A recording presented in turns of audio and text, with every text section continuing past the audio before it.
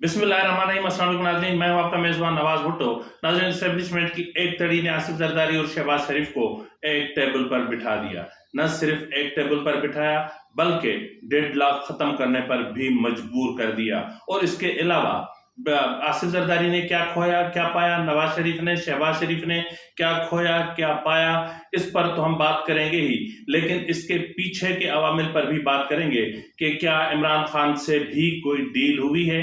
ये जो अफवाहें गर्दिश कर रही हैं उनमें कितनी सदाकत है, और अगर सदाकत नहीं है तो फिर उन अफवाहों के मुताबिक 9 मई के मुल्जमान और फिर पीटीआई के वो असीर जो एक अरसे से जेल में थे अचानक रिहा कैसे होना शुरू हो गए हैं, इस पर भी हम बात करेंगे। और बात करेंगे कि सुन्नी इत्तेहाद कौंसिल जो है क्या कोई पार्लिमानी जमात है, क्या सुन्नी इत्तेहाद कौंसिल भी फॉरेन फंडेड जमात है, और क्या सुन्नी इत्तेहाद कौंसिल के प्लेटफॉर्म से पीटीआई मखसूस नशिस्तें हासिल करने में कामयाब हो जाएगी, इस पर भी हम बात करेंगे। और फिर एमक्यूएम को क्या मिलेगा और क्या नहीं मिलेगा, और पंजाब असेंबली का इजलास कब है, इन तमाम मौज़ूआत पर हम आज के व्लॉग में बात करने जा रहे हैं। आपसे इल्तमास है कि अगर आपको मेरा व्लॉग अच्छा लगे तो मेहरबानी करके मेरे चैनल को सब्सक्राइब करना, लाइक करना और शेयर करना मत भूलिएगा। बेल आइकन दबा दीजिएगा ताकि आप तक बर वक्त मेरे व्लॉग्स पहुंचते रहें। नाज़रीन, जब तमाम नजरियात की मौत हो जाती है, जी नाज़रीन, जब तमाम नजरियात की मौत हो जाती है तब सिर्फ एक ही नजरिया बाकी रहता है, वो है नजरिया ज़रूरत। वो नजरिया ज़रूरत जो आपके ज़र्फ को, आपके ज़मीर को, आपकी गैरत को, हर चीज़ को ख़त्म कर देता है। कल तक दो जमातें जो एक दूसरे का पेट फाड़ने चीरने समेत संगीन इल्जामात आयद कर रही थीं, एक दूसरे को क्या क्या नहीं कहा, तो आज फिर वो नजरिया ज़रूरत है या फिर इस्टेब्लिशमेंट का डंडा है जिसने इन सबको एक टेबल पर बैठने पर मजबूर किया, और फिर शराकत इक़्तिदार का फार्मूला भी तय हो गया।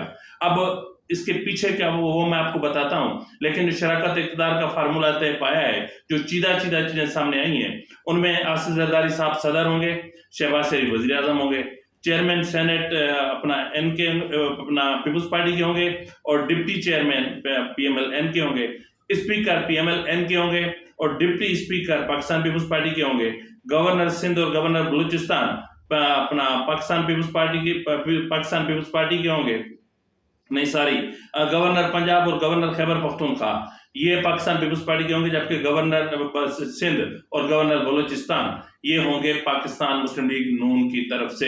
इसके अलावा जो बाकी चीज़ें हैं, या जो कायमा कमेटियां हैं, या जो स्टैंडिंग कमेटीज़ हैं, या फिर जो पब्लिक अकाउंट्स कमेटी है, इन कमेटियों की बंदर बांट किस तरह होगी वो भी अनकरीब मेरे ख्याल में सामने आ जाना चाहिए। अब नाज़रीन, ये इतलात गर्दिश कर रहे हैं कि गुज़िश्ता शब तमाम जमातों को एक फ़ोन कॉल गई। जी नाज़रीन, एक कॉल गई, पहले कॉल गई शहबाज शरीफ को और फिर बिलावल भुट्टो जरदारी और आसिफ जरदारी को, और उनको दो टोक अल्फाज में कहा गया कि आज अगर रात के 12 बजे से पहले आप इस क्योस की सूरत हाल को ख़त्म नहीं करते, अगर आप इस इंतशार की सूरत हाल को ख़त्म नहीं करते, तो फिर हम वो करेंगे जो हम नहीं करना चाहते। यानी कहते हैं ना कि गब्बर आ रहा है, तो इस तरह उन्होंने कहा कि अगर नहीं करते तो फिर इमरान आ रहा है। तो फिर इमरान आने की तड़ी में उन्होंने ये भी कहा कि ये सोच लें कि अगर इमरान आ गया तो आपके साथ क्या करेगा, और आपको इमरान का सामना करना पड़ेगा। तो उसकी इस बुनियाद पर न सिर्फ माइनस इमरान खान और माइनस नवाज शरीफ एक शराकत इक़्तिदार का फार्मूला तय पाया, बल्कि इमरान खान को भी बहुत कुछ मिला। उस बहुत कुछ में पीटीआई की वो खवातीन जो एक अरसे से जेलों में हैं उनको रिहा किया जा रहा है, और पीटीआई के दीगर रहनुमाओं को भी रिहा किया जा रहा है, और फिर इमरान खान की रिहाई की बाज़गश्त भी सुनाई दे रही है कि हाई कोर्ट से अनकरीब एक ऐसा फैसला आने वाला है जिसकी बुनियाद पर इमरान खान को भी रिहा किया जाएगा। अब इस रिहाई के बदले में इमरान खान ने जो इमरान खान को जो कुछ करना है वो है खामोशी। अब उस खामोशी कैसे करनी है, और क्या इनको पार्लिमानी सियासत करनी है, और क्या पार्लियामेंट में सुन्नी इत्तेहाद कौंसिल के साथ बैठकर जो है वो एक बाकायदा हिज़्ब इख्तिलाफ का किरदार अदा करना है, ये तो पता चलेगा आने वाले दिनों में। लेकिन इतना जरूर पता है कि पीटीआई के अंदर जो एक सोच पाई जा रही थी कि पीटीआई हलफ बर्दारी की तकरीब से पहले मुस्ताफी हो जाएगी, तो वो या फिर ये कि पीटीआई हलफ बर्दारी की तकरीब का बायकॉट करेगी और पार्लियामेंट का बायकॉट करेगी, तो इस हवाले से بھی جو افواہیں ہیں وہ کچھ گردش کر رہی ہیں اور کچھ بے موت مر چکی ہیں. تو ظاہر ہے کہ عمران خان کا یہ کہنا کہ ووٹ کو عزت دو، مینڈیٹ کو عزت دو، عوام کے مینڈیٹ کا احترام کرو اور ان کا مینڈیٹ ان کو واپس کرو، یہ باتیں کوئی معمولی تو نہیں ہے نا. جس طرح پی ٹی آئی کے ساتھ ہوا ہے، جس طرح پی ٹی آئی کی 20 نشستیں دے دی گئی ہیں نواز شریف کو، جس طرح اپنا خود نواز شریف کی اپنی مریم نواز کی خواجہ آصف سمیت جو دیگر ان کے رہنما ہیں وہ تمام لوگ انتخابات ہار چکے تھے. اب ہارے ہوں کو جتوایا گیا تو ظاہر ہے اس کے بعد اسٹیبلشمنٹ جب چاہے جو چاہے کر سکتی ہے. جس طرح آپ نے دیکھا کہ راولپنڈی کی 3 نشستوں کے جو نتائج تھے وہ روک دیے گئے. اب اس شراکت اقتدار میں یعنی یہ جو زرداری ہاؤس اسلام آباد میں طے پایا، اس میں دیگر امور بھی ہیں لیکن وہ وقت آنے پر آپ کے سامنے آئیں گے. لیکن یہاں پر میں آپ کو ایک بات بتاتا چلوں کہ ایم کیو ایم نے جو پیپلز پارٹی کے سامنے مطالبات رکھے ہیں، جو چیدہ 3-4 مطالبات ہیں وہ یہ ہیں کہ این ایف سی کی جو رقم ہے وہ صوبوں کی بجائے براہ راست مقامی حکومتوں کو سپرد کی جائے، اور نمبر 2 مقامی حکومتوں کا تسلسل جاری رہنا چاہیے. جہاں مقامی حکومت نہیں ہوگی وہاں صوبائی اور قومی اسمبلی کے انتخابات بھی نہیں ہوں گے. اور نمبر 3 کوٹا سسٹم کو رائج کیا جائے، بحال کیا جائے اور اس پر عمل درآمد کیا جائے اور ان شکوں کو قانونی تحفظ فراہم کیا جائے. اور گورنرشپ اور 4 وزارتیں بھی ایم کیو ایم نے مانگی ہیں جو اب پی ایم ایل این اس کا فیصلہ کرے گی. اب اس صورتحال میں ہم دیکھیں تو سچویشن بہت کریٹیکل ہو گئی ہے. دوسری طرف پنجاب اسمبلی کا اجلاس ممکنہ طور پر 22 فروری کو بلایا جا سکتا ہے. اب اس سے پہلے مریم نواز نے پارلیمانی پارٹی کا اجلاس طلب کر لیا ہے. وہاں پر پی ایم ایل این کے ساتھ پاکستان پیپلز پارٹی، آئی پی پی اور پی ایم ایل کیو اور جو انڈیپینڈنٹ شامل ہوئے ہیں یہ تمام لوگ شامل ہوں گے اور اس اجلاس کی صدارت نامزد وزیر اعلیٰ پنجاب مریم نواز کریں گی. اب دیکھتے ہیں کہ اس میں کیا ہوتا ہے. اب یہ جو ایک مخلوط حکومت بن رہی ہے اس کو بالخصوص کن چیلنجز کا سامنا کرنا پڑ سکتا ہے. پہلی ایک جو مشکل ہے وہ تو چلو سال ہو گئی، وہ تھی D G I S I کی توسیع. اب اس کو ایک طرف رکھ دیں. اب یہ معاملہ آئے گا وہ آئے گا آرمی چیف کی ایکسٹینشن. اس کے بعد جو معاملہ آئے گا وہ آئے گا چیف جسٹس کا ایکسٹینشن. اس کے بعد جو معاملہ آئے گا وہ ہوگا اپنا chairman joint chief of staff committee Sahir Shamshad صاحب کا ایکسٹینشن اور کچھ اور ایکسٹینشن جن کا اب اپنا معاملہ فیس کرنا ہے حکومت کو. اس کے علاوہ آئی ایم ایف کی ڈیل، اس کے علاوہ 23 ارب ڈالر کی واپسی اور اس کے علاوہ آئی ایم ایف کا پروگرام اور اس کے علاوہ مہنگائی کا طوفان، اس کے علاوہ پیٹرولیم مصنوعات کی قیمتیں، اس کے علاوہ بجلی اور گیس کی قیمتوں کو جو ہے وہ استحکام لانا اور ان کو کسی حد تک نیچے لے آنا، یہ وہ چیزیں ہیں جو بہت خطرناک صورتحال اختیار کر چکی ہیں. اب ناظرین یہاں پر پی ٹی آئی نے مطالبہ کیا ہے کہ چیف الیکشن کمشنر سکندر سلطان راجہ مستعفی ہو جائیں کیونکہ ان کی نگرانی میں انتخابات فری، فیئر اینڈ ٹرانسپیرنٹ نہیں ہوئے ہیں. نہ صرف یہ بلکہ امریکہ کے جو اپنا وزیر اپنا جو ترجمان ہے میتھیو ملر، انہوں نے بھی ایک اسٹیٹمنٹ جاری کیا ہے اور اس اسٹیٹمنٹ میں انہوں نے 2 ٹوک الفاظ میں کہا ہے کہ نئی حکومت کی تشکیل پاکستان کا اندرونی معاملہ ہے، پاکستان کے اندرونی معاملات میں نہیں پڑنا چاہتے. ترجمان امریکی محکمہ خارجہ میتھیو ملر نے کہا کہ پاکستان میں انتخابات میں مداخلت یا فراڈ کے دعووں کی مکمل اور شفاف تحقیقات ہونی چاہیے. ان کا مزید کہنا تھا کہ یہ تحقیقات پاکستان کے اپنے قوانین اور طریقہ کار کے مطابق ہونی چاہیے. ترجمان کے مطابق جب مداخلت کے کسی بھی دعوے یا الزام کی بات آتی ہے تو ہم اس کا مکمل تحقیقات دیکھنا چاہتے ہیں. سوشل میڈیا پر پابندی کے سوال پر میتھیو ملر نے کہا کہ دنیا بھر میں انٹرنیٹ کی آزادی دیکھنا چاہتے ہیں. تو یہ جو سچویشن ہے یہ، لیکن دوسری طرف جہاں اپنا پی ٹی آئی نے کراچی کی سطح پر جماعت اسلامی کے ساتھ ایک اتحاد کر لیا ہے اور مشترکہ جدوجہد کا فیصلہ کیا ہے. اب ناظرین یہ تو چیزیں ہو گئی وہ جو ہونے جا رہی ہیں، لیکن اہم ترین جو معاملہ ہے جس کا سامنا کرنا ہے پی ٹی آئی کو وہ ہے سنی اتحاد کونسل. تو اب دیکھنا یہ ہے کہ کیا سنی اتحاد کونسل پارلیمانی جماعت ہے؟ یہ ایک بہت بڑا سوال ہے کہ اس کا کیا کرنا ہے اور اپنا سنی اتحاد کونسل جو ہے وہ اس کی کیا پوزیشن رہے گی. اب اس حوالے سے پی ٹی آئی کی حمایت یافتہ آزاد امیدواران کی سنی اتحاد کونسل میں شمولیت کے اعلان کے باوجود سنی اتحاد کونسل کو پارلیمانی پارٹی میں بدلنا آسان نہیں ہوگا، کیونکہ سنی اتحاد کونسل کے پلیٹ فارم پر قومی اسمبلی میں کوئی نشست نہیں ہے۔ سنی اتحاد کونسل کو الیکشن کمیشن نے گھوڑے کا انتخابی نشان الاٹ کیا تھا، لیکن سنی اتحاد کونسل کے سربراہ صاحبزادہ احمد رضا نے خود اپنا NA-140 فیصل آباد کا الیکشن آزاد امیدوار کی حیثیت سے لڑا تھا اور ان کا انتخابی نشان مینار پاکستان تھا۔ ماہرین کے مطابق سنی اتحاد کونسل سیاسی پارٹی کی تعریف پر تو پورا اترتی ہے، لیکن قانونی طور پر قومی اسمبلی میں اس کی کوئی نشست نہیں ہے۔ تاہم فیصلہ الیکشن کمیشن کو کرنا ہے۔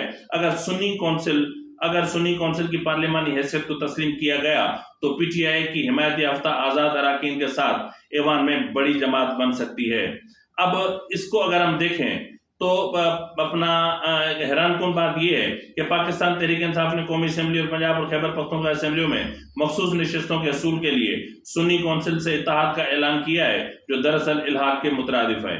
پی ٹی آئی کے اراکین 2 اسٹمپ پیپرز پر اپنے حلف نامے پہلے ہی جمع کرا چکے ہیں، جس میں ان کا کہنا ہے کہ وہ آزاد منتخب ہونے کے بعد سنی اتحاد کونسل میں شامل ہوئے ہیں۔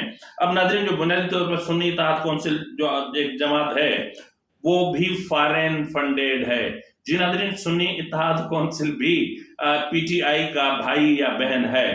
یہاں میرے لیے ایک بہت بڑا سوال ہے کہ وہ علماء، وہ عالم، وہ اسلام کے ٹھیکیدار، وہ اسلام کے دعوے دار جو پاکستان میں فتوے جاری کرتے ہیں، جو پاکستان میں جو ہے وہ ایک لبرل ایک سوچ پر قدغن لگاتے ہیں، وہ خود کن کے قدموں میں پڑے ہوتے ہیں، ذرا ملاحظہ فرمائیے۔ اب میں آپ کو تھوڑا سا پہلے بتا دوں کہ یہ جو ان کی مخصوص نشستیں ہیں، اب سنی اتحاد کونسل کا کہنا ہے کہ جی الیکشن ایکٹ 2017 کے سیکشن 4 کے سب سیکشن جو ہے وہ اپنا سیکشن 104 کے سب سیکشن 4 کے تحت مخصوص نشستیں دی جائیں، لیکن یہ کہ جو 104 ہے الیکشن ایکٹ کا سیکشن 4 ہے، وہ واضح کرتا ہے کہ مخصوص نشستیں ایک مخصوص ٹائم فریم کے لیے دی جا سکتی ہیں، لیکن اب وہ وقت گزر چکا ہے۔ لیکن اسی سیکشن کا جو سب سیکشن 4 ہے وہ کہتا ہے کہ اگر آپ نے مخصوص نشستوں کے لیے درخواست یا جو فہرست جمع کروائی ہوئی ہے